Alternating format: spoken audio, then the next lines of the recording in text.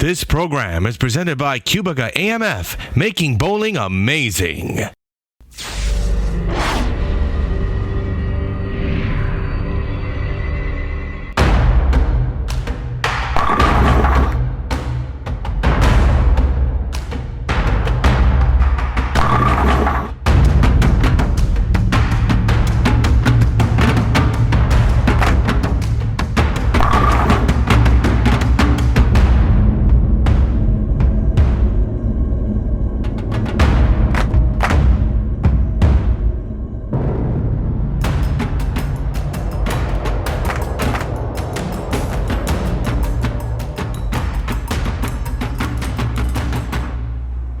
This is round 2 of the QubicaAMF Masters Stepladder here in the Bowling Promotion Tour, and today we're featuring a rematch of the youth semifinal match, pitting the number 7 seed Konsteri versus the number 6 seed Arenui Ambiehl. Konsteri is hot. She's won her last 3 televised matches. She beat Ambiehl in that youth match 236 to 200. Then she went on to beat David Barak, shooting 236 again to claim that youth title. And then she fired 228 against Joe Crook in round 1 of this QubicaAMF Masters Stepladder. Let's have a look at that stepladder. There is the win over Joe Crook. Now she's bowling Ambiehl. The winner of this match goes on to bowl Mike DeBoer. Then it's Elisa Hiltunen, Philip Manning, David Barak, and finally it's Kenny B.O. in the number 1 seed position. B.O. out-averaging the field by about 10 pins a game. So we're looking forward to that final match in this stepladder.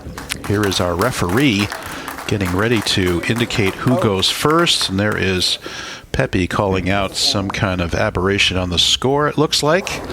And it will be Arenui Ambiehl on the left lane to kick us off. He will use that signature purple hammer. He's a two-hander. He's young. He's 17 years old, and Peppi just 21, so a lot of youth talent here in the Bowling Promotion Tour. And let's see how these bowlers attack this oil pattern. It is the Brunswick Gateway Arch pattern, 42 feet, 9.3 to 1, 26 mils. We've only had one match bowled on it, so it should be fairly fresh. And here is Ambiehl to kick things off, and whoa, goes Brooklyn. Boy, does that ball pick up in the mid lane. Crosses over for the Brooklyn strike, so a fortunate break, but I don't think he anticipated this level of reaction when he let that go. I think he thought it was a good shot, and that ball just picked up in the mid lane, crossed right over. So that will be a fairly big move to the left for Ambiehl the next time he hits this lane. Now here is Peppi Konsteri. That's a ball change. That would be an attention star compared to the XL she's been throwing. So she takes that attention star. That's going to go a little bit longer but turn harder on the back end than the XL. And indeed it does. It goes, watch this ball pick up. She gets this down, crosses the 12 board, gets it out to the dry, but it turns way sooner, and it crosses over as well. So both of these players crossing over on their first shot. I think we're seeing maybe a faster breakdown of this pattern than we've seen in the past.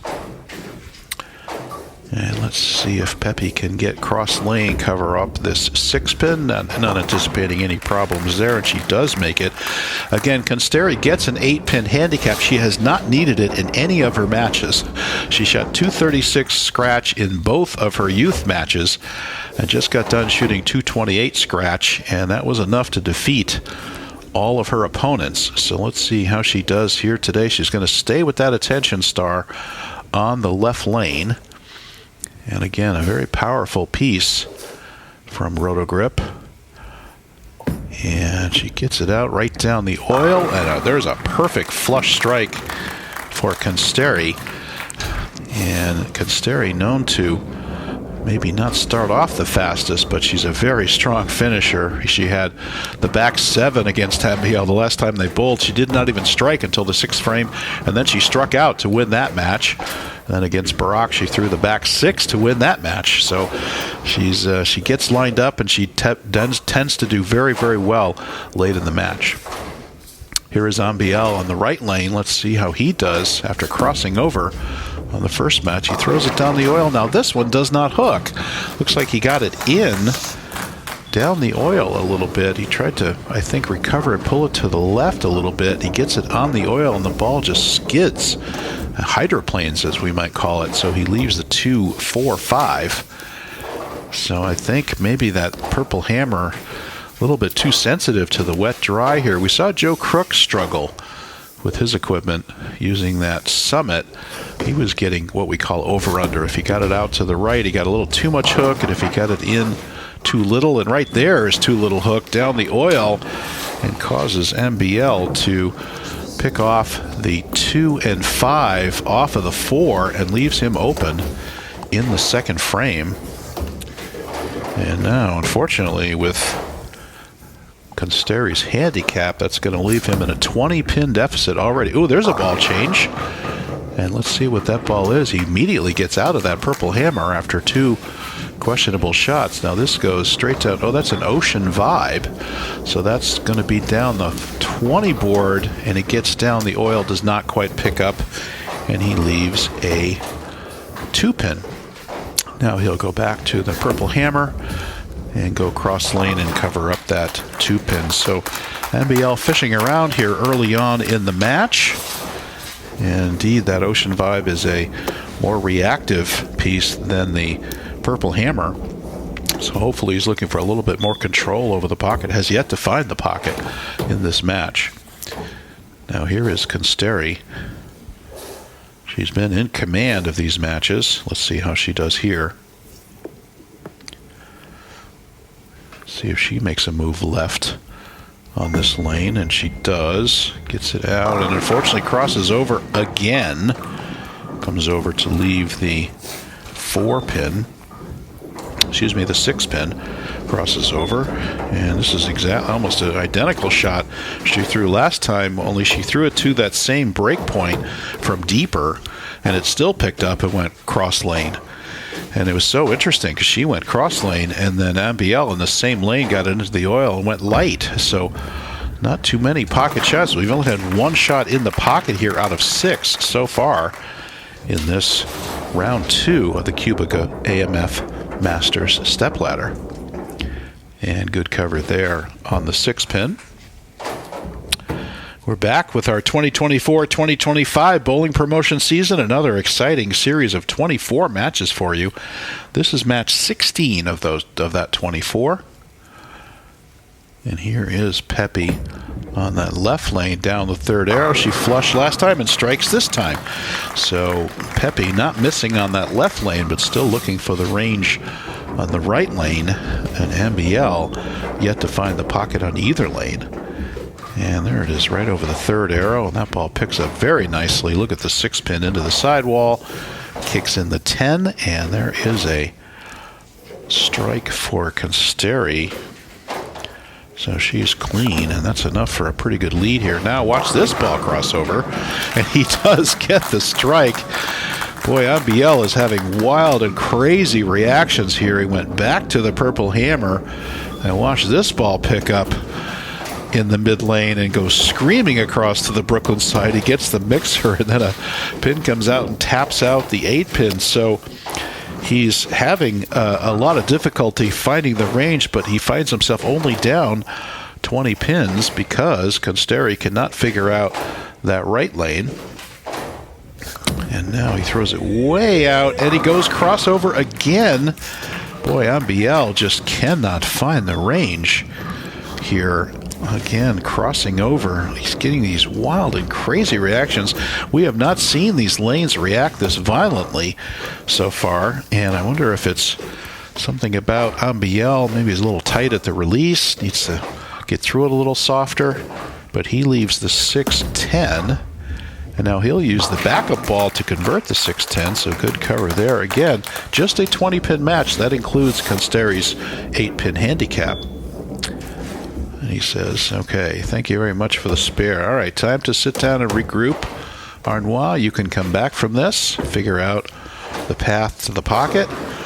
And now what's Konsteri going to do? Twice in a row she's been Brooklyn on this right lane. She made the move the first time. How much farther is she going to move? And then will she get the dreaded underreaction and miss to the right? We can see that. She got it right. And she flushes it. Beautiful shot there by Konsteri. And let's see if we can see where this ball crosses. Again, deeper yet. That crosses around 15, but she was deeper with her feet. Pitches it out to about the 8 board. And watch that ball turn up. That attention star has a beautiful shape when you get it into the right spot on the lane. So there is a double there, and that's going to be a 30-pin lead now for Konsteri, as she again bids for her 4th win in a row on TV, the 2nd win in this QubicaAMF Masters stepladder. And again, deep, getting it out. And again, wow, oh my gosh. That left lane, what's happened? That ball just bounced off the dry. And it just, almost like a pool ball, bounced off that dry and ricochets way off to the left. And she's like, what's going on here? And it just banks, misses the head pin left, and leaves the 1, 3, 6, 9 combination. Not something you shoot at very often, and a lot of people would take their spare ball here and go after this. But she's going to move left and try to get the ball around the pocket to make the conversion. And she does throw what she thinks is a strike shot, comes up high, and unfortunately leaves the sole 9-pin for the open. So here is an opening, and look at that ball, comes high. So if the 5-pin were there in the pocket, she might have struck, but with no 5-pin to deflect the ball goes right by the 9-pin. And there's an open for Konsteri, leaving her with 114 in the 6th, with her handicap 122 in the 6th. So ironically, if we could figure out how to double here, oh, how about a stone 8 for Ambiehl? The first time he hit the pocket in 6 shots, it was a perfect shot. Watch this. He says, I finally figured it out. Okay, good. Come on now. Stone 8. He goes, what's going on here? But just take that in stride. It's okay. Once you find the pocket, things are good. That's a stone 8. Can't do anything about it. And he comes back and converts the 8-pin for no problem there. And I was going to say, if he was able to double, he could get himself within 4, but now he's only down by 15, so he is, believe it or not, catching up. And this is really by virtue of some wild and crazy reactions on both lanes by both these players. And now can Ambiehl find the pocket again? And he's down the oil, gets there, gets the strike, finally. There is a much needed strike by Ambiehl, and this match is by no means over. And he gets it down the oil, turns it up, let's go! And there we go. Ambiehl counts Saulnier Valentin as his coach, who we've seen on previous matches here in the Bowling Promotion Tour. He was a French doubles champion. And there is Peppi on the right lane. Beautiful shot there. I think that's her best shot of the match, quite frankly. Gets it out to the dry perfectly. And watch this cross. Just outside of third arrow, the ball turns up. Absolutely high flush. And that's 10 back right there for Konsteri. 15-pin lead as we move into the 8th frame. Again, Konsteri looking for her 4th consecutive win on TV, her 2nd win in this QubicaAMF Masters stepladder. Konsteri looking for her 3rd title of these games. She won the women's doubles with Elisa Hiltunen, and again high in the high, blows past the break point and comes high. And let's see if she can convert this 3-6. And again, she's left. She says, slow down. Look at this crazy reactions we're getting by both this purple hammer, which is not a crazy reacting ball, and this attention star. And now Peppi will go across lane for the 3-6 combination. And indeed, makes the conversion there, no chop. So here's the situation. If Ambiehl can strike once, he gets within 5 pins. If he could strike twice here, he would take the lead in this match. a tough match where both bowlers are getting some very unexpected reactions here in this Gateway Arch oil pattern. Ambiehl was Joe Crook's partner in the men's doubles, and they got beat by Kenny B.O. and David Barak, who started with the front 9 against them. So he's got a second here, and he comes high and can't quite get the carry. Leaves the 4-pin. So whenever Ambiehl seems to have a chance to chip into this lead, he can't seem to do it. He's like, could you stay? He did not leave the 4-10 split, which is good. But he leaves the 4-pin, and he's running out of frames here to catch up to a very tough Peppi Konsteri. Okay, 15-pin match, 2 frames to go. And let's see how we do here. Again, this left lane has been wild and crazy reaction for both players. Konsteri's crossed over 3 times. Very unusual reaction for her. And let's see. Oh, and he comes up high again. Gets it out to a pretty good spot, we thought, but it comes up high. And that's another 4-pin for Ambiehl. You can see the crowd watching the ball as it goes down. You can see Marc Chavet there in the back. Shout out to Bruno Bidone and Marc Chavet. They do the French commentary for these matches. My name is Bruce Hall. I'm your international commentator. And here is Ambiehl cross lane for the spare. Okay, here's the situation. 196 maximum for Ambiehl. And Peppi Konsteri pacing to 202 with her handicap. So 2 marks here with decent count will do it for Peppi. But let me tell you, with these crazy reactions, we never know what's going to happen here. Let's see how she does here on this right lane where she has crossed over twice. And she's flushed it as well. And there's another perfect strike. Boy, it's feast or famine, it seems, for Peppi, as she either hits the pocket and carries or crosses over. And again, over 15. Perfect break point. Look at that turn up. Absolutely 10 back. Picture perfect. And a very good shot there. Konsteri, of course, a full-time PWBA member, and showing that medal here in these matches. Okay, Marc to clean up this match and lock it up and move on to face Mike DeBoer.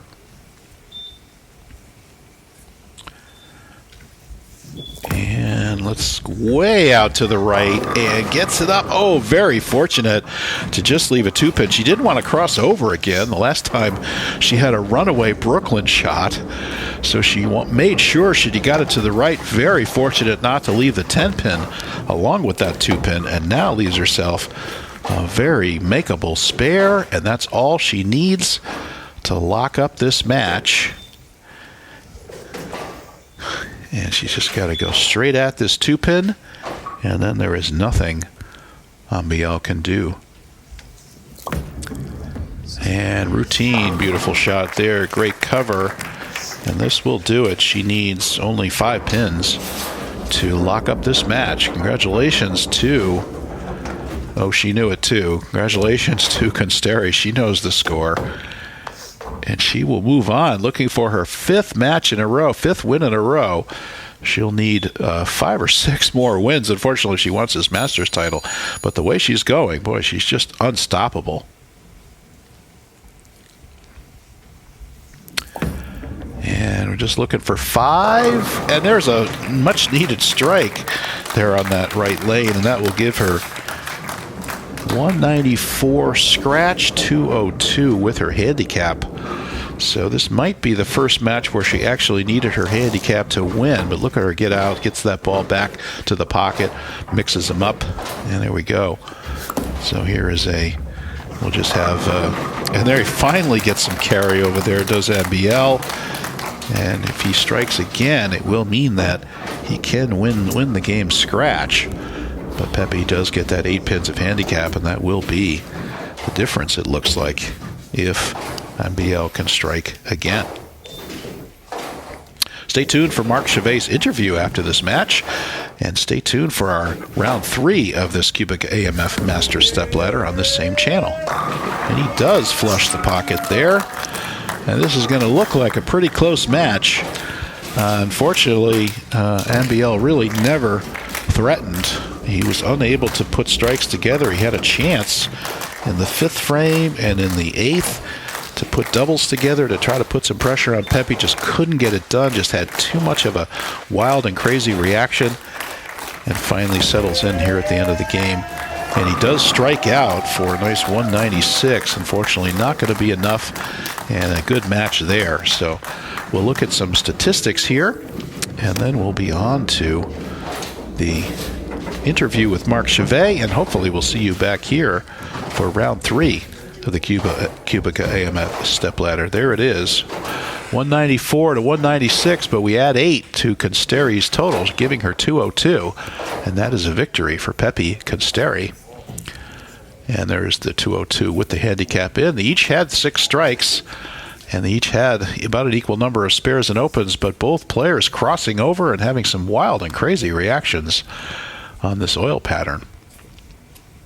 So good match by both players, and we will see you back here for round 3 of the QubicaAMF Stepladder. It will be Peppi Konsteri versus Mike de Boer, and looking forward to that on the same channel. And here is Marc Chavet's interview. The post-match interview here with Arenui Ambiehl, the French player, 17 years of age, of course, going up against Peppi Konsteri, giving us some insight as to what happened. Arenui, c'est vrai que là, on est passé pas loin finalement d'une victoire. He almost was able to get the win. Unfortunately, it didn't go his way today. Bah, il manque Siki. Siki, c'est une fermeture. Et bah voilà, j'ai pas fait le taf. J'ai été très tendu, très stressé. Et je vais travailler mon mental et je reviendrai, comme j'ai dit, plus fort l'année prochaine. Et je vais travailler tout pour dépasser mes limites. Et on verra l'année prochaine. 6 points, the gap between the win and the loss. Unfortunately, I didn't have the mental game to take it all the way. That's something I'm going to work on as soon as I leave this interview, and I'll be back next year with a vengeance. We're going to work on the mental side of the game. Indeed, c'est vrai que c'était très serré comme ça. Il y avait peut-être des opportunités pour performer, mais avoir la capacité d'optimiser ces situations lorsqu'elles se présentent, ça aussi, c'est une faculté qu'il faut développer dans le temps finalement. Oui, bah après c'est une première pour moi et c'était vraiment une belle expérience. Et je vais m'entraîner vraiment dur pour y arriver et je reviendrai plus fort pour aller chercher la victoire l'année prochaine et dépasser mes limites, comme je l'ai dit. Mais voilà, je reviendrai plus fort et on verra bien l'année prochaine. So Arenui telling us it's the first time he's on TV finals as well, so there's added pressure to be performing with the lights, the cameras, the audience in attendance, and so on. But he's going to work on that indeed. 17 years of age, young talent out of the Paris region here in France. Great to see him indeed evolve at such a high level, and I look forward to seeing him in the future as well. Let's bring on Peppi, the winner of this matchup again 2 years ago. Remember, we had the American champions who were here. We had Liz Johnson, we had Lindsay Boomershine, we had Danielle McEwen. They were all here on this very bowling alley indeed, and Peppi is kind of emulating Liz from 2 years ago, as Liz did just win match after match. She ended up indeed with fatigue towards the end of the tournament, but she did go. The stepladder system allows for that to happen. Peppi, one of those questions is, how do you guys manage the fatigue that you generate match after match out there? I mean, you just have to think one match at a time. And personally, I'm used to bowling a lot of games. In Finland, we do bowl a lot of competitions. So in a way, that's not a problem for me. I'm used to it, but it's just something you have to practice on. So there was a slight difference, matchup number 1 against Joe Crook. There was a little emotional thing happening there. And then now this one is all business. Just keep getting those strikes. Yeah, all business. Well, I was able to go back to my bubble, not think about playing against a friend. And we'll see.